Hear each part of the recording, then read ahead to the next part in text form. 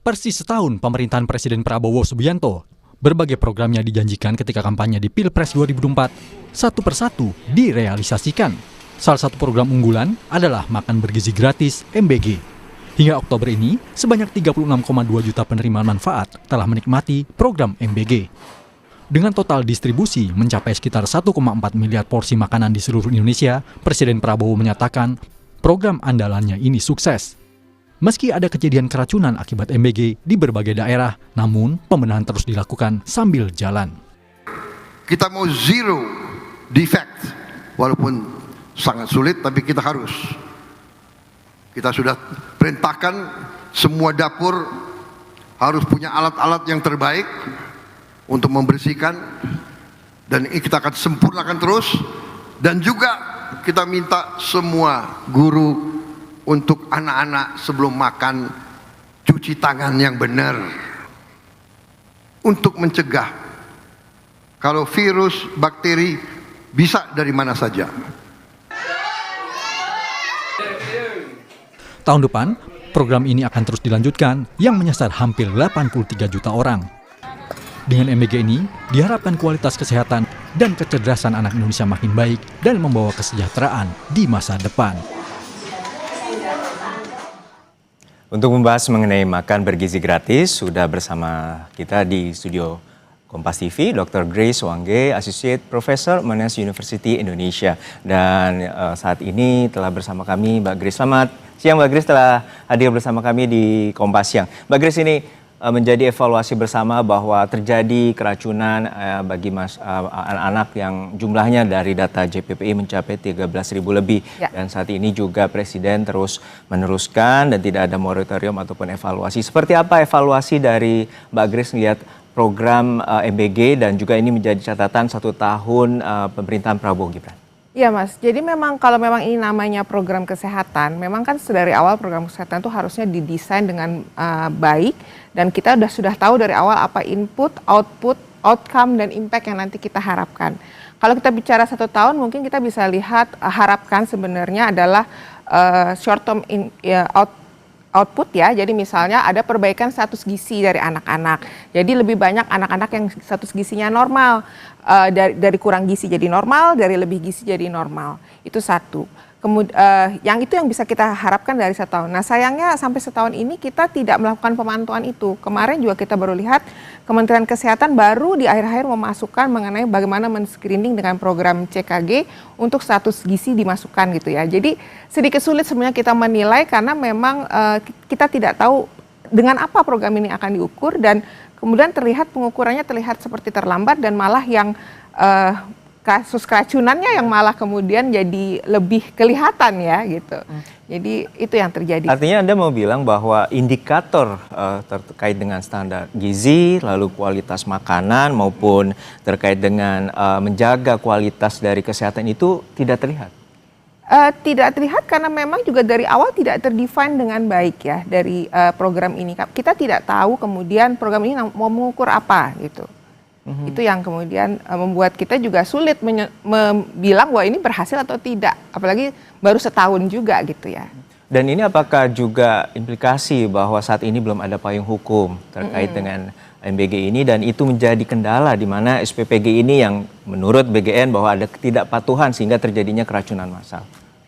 Iya, itu juga kemudian kalau dibilang terjadinya karena ketidakpatuhan, kita juga mesti melihat ya bagaimana sebenarnya aturan dan juknisnya. Nah itu kan yang sebenarnya sampai sehari ini kan tidak kita lihat. Bahkan kalau kita ke websitenya BGN sendiri tidak ada juknis yang jelas menjelaskan gitu ya. Apa kemudian keterkaitan nanti dengan Kementerian Kesehatan, Dinas Kesehatan berbuat apa, Badan POM berbuat apa di daerah, itu sampai hari ini kita masih menunggu sifatnya gitu ya.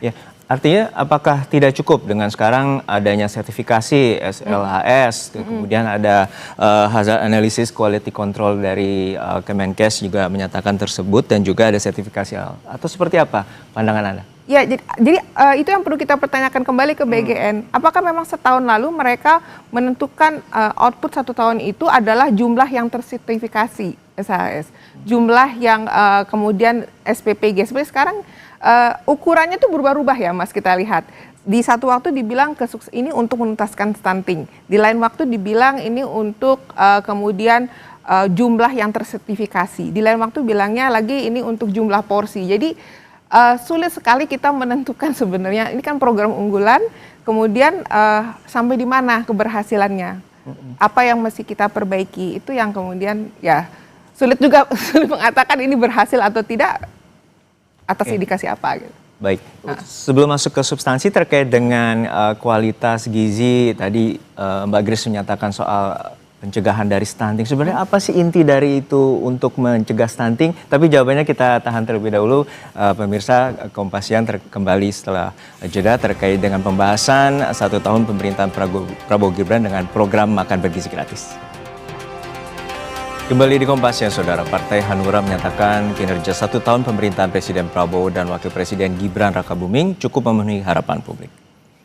Hal ini disampaikan Ketua Umum Partai Hanura Usman Sabtaodang saat mengukuhkan kepengurusan DPD Hanura Sumatera Barat periode 2025-2030 di Kota Padang Minggu sore. Dalam konteks pemenuhan harapan publik, Oso juga percaya dengan hasil survei yang menyebut tingkat kepuasan terhadap kinerja Presiden Prabowo mencapai 78,3%. Kendati demikian, Oso juga memandang tetap harus ada evaluasi sehingga program-program Prabowo Gibran dapat berjalan dengan maksimal. Saya percaya dengan survei. Karena survei-survei yang politik pun itu yang dipakai sekarang. Bagaimana Anda mau menilai seorang presiden dalam 1 tahun? Nggak bisa dong. Apalagi dia baru mulai. Dengan begini saja sudah hebat. Bahwa nanti ya, itu pasti ada pengembangan dari hasil evaluasi yang sekarang mereka sedang kerjakan. Jadi kita jangan berandai-andai, tapi fakta nanti yang menentukan. Sementara itu, Ketua DPP PDI Perjuangan Ganjar Pranowo menilai PR besar pemerintahan Presiden Prabowo dan Wapres Gibran Rakabuming selama 1 tahun pemerintahan, yakni merealisasikan janji politik. Menurutnya, melakukan koreksi berdasarkan suara publik adalah hal yang baik.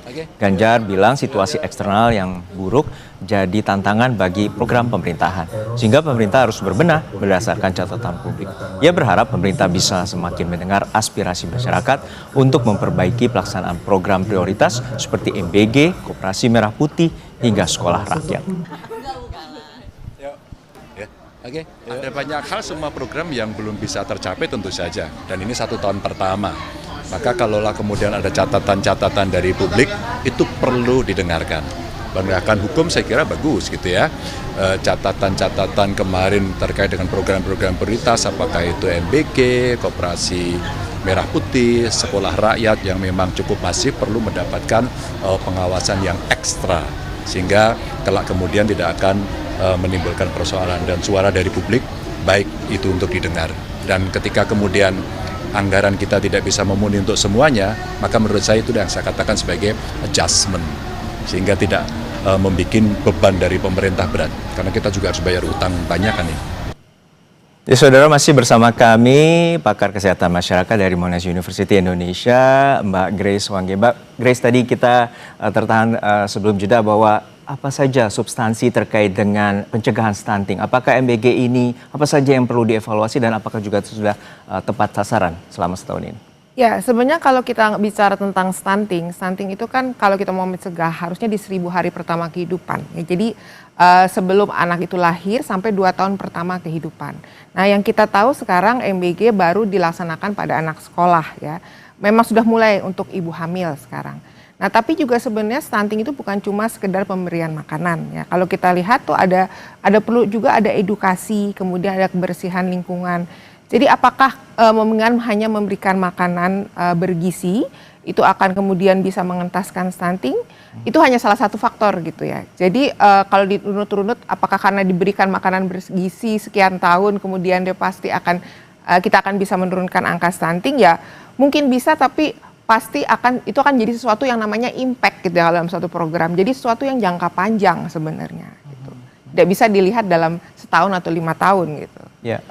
jangka panjang, namun untuk menuju ke sana apakah pemenuhan terkait dari gizi dan tadi Mbak sebelumnya bilang bahwa ada 1000 hari yang golden period yang paling penting dan kemudian untuk saat ini tertuju bagi anak-anak terutama di wilayah perkotaan dan belum menyentuh 3T tentunya saat ini. Nah, seperti apa sebenarnya yang harus ditekankan dan pembenahan yang harus dilakukan oleh pemerintah?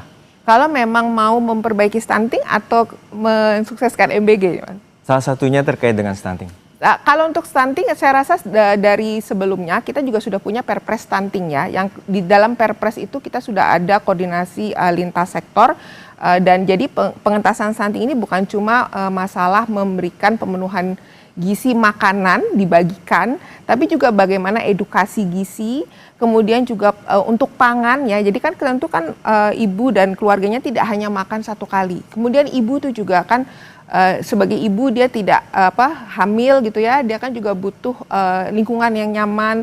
Kadang-kadang kita juga sering menemui di daerah-daerah timur itu ibu itu jadi pekerja, itu yang kemudian menambah beban kerja sehingga kemudian bayinya lahir kecil ya, kemudian dia juga susah merawat anak. Nah, ini kan juga 2 tahun pertama kehidupan fase penting untuk perawatan. Nah, gimana supaya memang anak itu bertumbuh dan berkembang dengan baik, dan itu tidak hanya memang dari dibagikan makanan gitu ya. Kita harus menjaga secara, kalau di kesehatan kita tahu namanya social determinants of health. Jadi banyak sekali faktor sebenarnya yang harus mendukung, dan itu sebenarnya simpelnya hanya memastikan bahwa ibu dan anak ini bisa hidup dan tumbuh di lingkungan yang nyaman, tidak kurang makan, kemudian juga bisa berkembang ya, belajar dan sebagainya gitu, Mas. Dan ini tentu bukan persoalan hanya makan. Ya. Dan juga bukan hanya nyaman tadi, terkait juga keamanan. Ya, nah, betul. Evaluasi seperti apa untuk terkait dengan keamanan ini, terutama saat ini juga ditemukan kasus KLB dan juga kasus keracunan bagi anak-anak di sekolah. Lalu seperti apa sebenarnya pembenahan yang harus ditekankan oleh pemerintah? Ya, jadi kenapa seseorang itu bisa gizi kurang, itu kan ada dua hal. Satu, dia adalah makannya kurang.